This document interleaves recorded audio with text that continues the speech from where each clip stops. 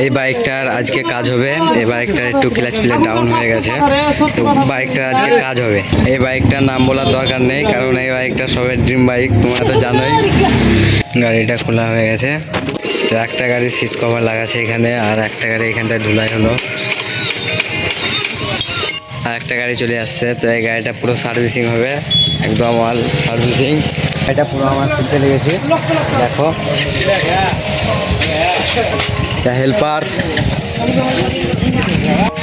পিছকার চাকা ফিটিং হয়ে গেল, এবার সামনেকার চাকাটা খুলছে।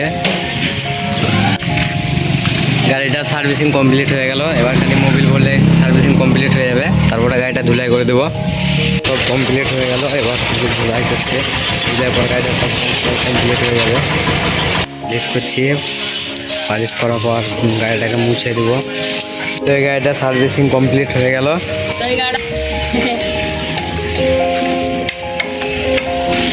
আর এই গাড়িটা বিকালে ফিটিং হবে।